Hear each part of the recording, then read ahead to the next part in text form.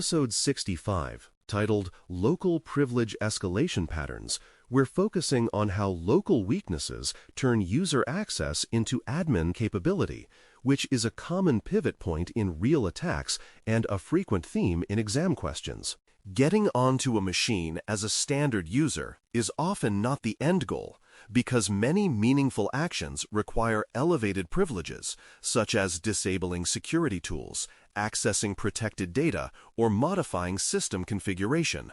Local privilege escalation is the bridge between I can run something and I can control the host, and that bridge is often built from small configuration mistakes that accumulate over time. The most important mindset shift is that escalation often comes from the environment's own convenience features, not from flashy exploitation. Misconfigured services, weak permissions, and unsafe defaults can quietly create a path where a low-privilege user can influence a high-privilege process. This episode builds the patterns so you can recognize them quickly, validate them safely, and report them clearly.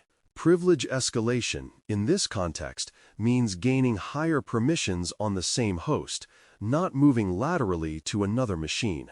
You start with a baseline level of access, such as a standard user session, and you attempt to increase your authority to something like local administrator or system-level control. The key idea is that you are not breaking into a new target. You are changing what you can do on the host you already have. This distinction matters because local escalation depends on how that specific host is configured, what software runs there, and what trust assumptions exist between components. It also matters for safety because testing on a single host can still impact availability and stability if you are careless. For the exam, you want to recognize that local escalation is about exploiting misconfigurations and permission boundaries, not about guessing passwords or attacking network services. When you see user access becomes admin, you are usually in local escalation territory. Common causes of local privilege escalation tend to be more about configuration than about rare, complex bugs. Misconfigured services are a top cause, especially when services run with high privilege but depend on files, directories, or executables that a low-privilege user can modify. Weak permissions on folders, registry settings, or configuration files create opportunities for a user to influence what a privileged process loads or executes. Unsafe defaults show up when software installs with overly permissive access controls, when administrators grant broad rights for convenience, or when legacy practices persist long after their original rationale is forgotten. Another cause is excessive privilege assignment, where services run with more authority than they need, making any influence over them more damaging. The pattern is always the same. A high-privileged process trusts something that a low-privileged user can control. Once you learn to look for that trust mismatch, you start seeing escalation opportunities in ordinary system setups. Unquoted path and writable directory concepts are useful to understand in plain language because they show how small path handling and file system permissions can create real privilege risk. An unquoted path issue occurs when a system is instructed to run a program from a path that includes spaces, but the path is not clearly treated as a single unit, which can allow the wrong executable to be chosen if the environment resolves it in an unexpected way. A writable directory issue occurs when a low-privilege user can write to a directory that is used by a privileged process for loading executables, libraries, or scripts. The practical danger is that a user can place a malicious executable or script in a location that the privileged process will eventually use, resulting in privileged execution of user-controlled content. These concepts are not about cleverness so much as about predictability.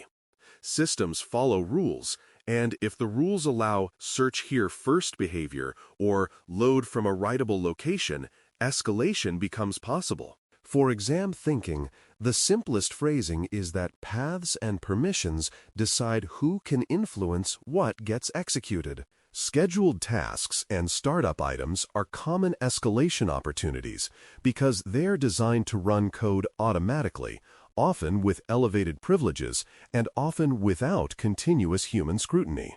Scheduled tasks exist to automate maintenance, updates, and operational routines, and they can run under privileged accounts to perform actions a normal user cannot. Startup items exist to ensure that services and applications launch consistently at boot or login, and they can execute scripts or binaries based on configuration. The risk appears when the definition of the task or startup entry points to something a low-privilege user can modify, such as a script in a writable folder or a binary located in a weakly protected directory. Another risk appears when the task's configuration itself is modifiable by the wrong users, allowing a low-privilege user to change what runs. Because these mechanisms are normal, attackers like them. They blend into legitimate system behavior and can provide persistence as well as escalation. A disciplined assessment looks at what runs automatically and asks who can change it. Credential exposure locally is another recurring escalation theme because secrets stored on a host can turn a local foothold into administrative access quickly. Stored passwords in configuration files, scripts, or application settings can be discovered if they are readable by the local user or if permissions are too broad. Accessible secret files can include API keys, service account credentials, database connection strings, and other authentication materials that should be restricted but often end up in plain text for convenience. Credential exposure also shows up through cached authentication artifacts or administrative tools that store credentials insecurely, creating a shortcut for attackers. The risk is not only "I found a password," but "I found a credential that grants higher privilege," such as a local admin password reused across systems or a service account with broad permissions. In many cases, credential exposure is the safest escalation path for an attacker because it avoids noisy exploitation and simply uses what the environment already trusts. That is why local secret handling is a core hardening concern, not just an application-level issue. System patching and configuration hardening reduce escalation paths because they remove known weaknesses and tighten the trust boundaries that escalation relies on. Patching matters because local privilege escalation vulnerabilities in the operating system and common software can provide direct paths from user to admin when an attacker can execute code locally. Hardening matters because many escalation paths are misconfiguration-driven, meaning they exist not because of an unpatched bug, but because permissions, service configurations, and defaults were never tightened. Removing unnecessary elevated services reduces the number of high-privileged processes available to be influenced. Tightening permissions on directories, scripts, and executables reduces the ability of low-privileged users to control what privileged processes run. Hardening also includes reducing credential exposure, such as moving secrets out of local files and restricting access to configuration data. The combined effect is fewer opportunities and smaller blast radius, which is exactly what you want when you assume a user-level compromise is possible. Now, consider a scenario where a service runs with high privilege and weak permissions, because it is one of the clearest escalation patterns to recognize. Imagine a system service runs under a highly privileged account and references an executable or script stored in a directory that standard users can modify. The clue is the mismatch between the service's privilege and the protection level of the path it depends on, because that means the service trusts a location that users can influence. In practice, if a user can replace the referenced executable, modify a script, or place a file that the service will load, they may be able to cause the service to execute user-controlled content with elevated privileges. This is not about sophisticated exploitation. It is about controlling the inputs to a privileged process. The risk also increases if the service starts automatically, because the attacker can wait for a restart or trigger the service to run under the right conditions. In exam scenarios, this often appears as service runs as system, combined with users can write to path, which should immediately raise escalation concerns. Safe validation in that scenario focuses on confirming permissions and impact without causing outages or making changes that are hard to undo. You confirm the service's run context, such as the privilege level it uses, and you confirm the exact path to the executable or script it relies on. You then confirm the effective permissions on that path and its parent directories, focusing on whether a standard user can modify, replace, or write files in a way that would influence execution. The safest validation usually stops at demonstrating control potential, such as showing that the directory is writable or that configuration points to a user-writable location, without actually replacing production binaries or triggering service restarts. If deeper proof is authorized, you still use minimal reversible steps and clear stop rules to avoid destabilizing the system. The goal is to produce credible evidence that the trust boundary is broken, not to create a disruption to prove a point. In professional work, proving that a privileged process depends on user-writable resources is often enough to justify remediation. Pitfalls in local escalation testing are often self-inflicted, especially when people change files without rollback planning or test aggressively in sensitive environments.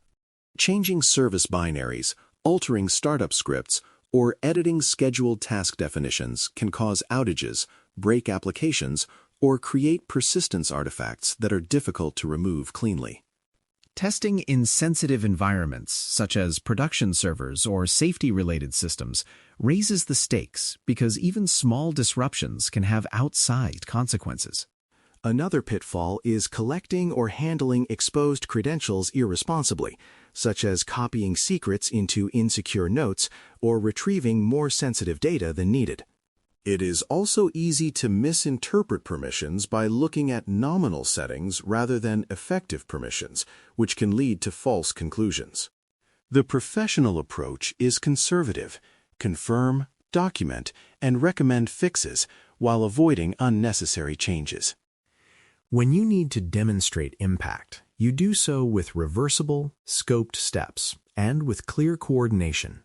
Quick wins for reducing local privilege escalation risk often come from auditing permissions and removing unnecessary elevated services. An audit focuses on identifying services, scheduled tasks, and startup items that run with high privilege and depend on files or directories that are not adequately protected. Tightening permissions on those paths and moving executables and scripts into protected locations removes common escalation routes quickly. Removing or disabling elevated services that no longer serve a business need reduces attack surface and reduces the number of privileged processes an attacker can target. Quick wins also include fixing unsafe path handling, ensuring service paths are properly defined, and reducing local secret sprawl by moving credentials out of readable files and restricting configuration access. These changes tend to be high leverage because they prevent whole classes of escalation without relying on detecting exploitation attempts. In many organizations, these fixes can be standardized through baseline configurations and hardening policies, making them sustainable. Reporting language should state the condition, the privilege gained, and the recommended fix clearly, because escalation findings need to be actionable and defensible. The condition should describe what is misconfigured, such as a privileged service referencing a user-writable path, a scheduled task running with elevated privileges while its script is modifiable by standard users, or secrets stored in readable locations. The privilege gained should be described as the likely outcome, such as the ability for a low-privilege user to influence execution under a high-privilege context, leading to administrative capability on the host. The recommended fix should be specific, such as tightening file and directory permissions, relocating scripts to protected directories, changing service run contexts to least privilege where possible, and removing unnecessary elevated components. You also document evidence responsibly, showing the permission mismatch without altering production systems or exposing sensitive data. Clear reporting makes the finding harder to dismiss and easier to remediate because it connects a concrete misconfiguration to a concrete risk. To keep the key pattern in mind, use this memory phrase: weak permissions, elevated process, controllable path, escalate. Weak permissions reminds you that write access or modification rights are the enabling condition for many local escalation paths. Elevated process reminds you that the target is something running with higher privilege than the user, such as a service, task, or startup item. Controllable path reminds you that the elevated process depends on something the user can influence, like a script, executable location, or configuration reference. Escalate reminds you that the outcome is increased authority on the same host, not lateral movement, and it often happens through normal system behavior. This phrase helps you spot the pattern quickly in both scenarios and real assessments. It also helps you explain it simply. A high-privilege process trusts a low-privilege writable thing, so privilege can be increased. To conclude episode 65, titled Local Privilege Escalation Patterns, remember that local escalation is usually about trust mismatches and weak permissions, not about magical exploits. Misconfigured services, writable paths, scheduled tasks, startup items, and locally exposed credentials are recurring routes that turn user access into admin capability. The safest validation approach is to confirm the permission mismatch and the privilege context, then stop once you have credible evidence of control potential, especially in sensitive environments. If you need one risk sign to remember, make it this: a high-privilege service or task pointing to a file or directory that standard users can modify. That single sign captures the essence of many escalation paths, and it leads directly to practical remediation actions that defenders can implement. Thanks for listening. For more audio courses, daily newsletters, and more, please visit DailyCyber.News.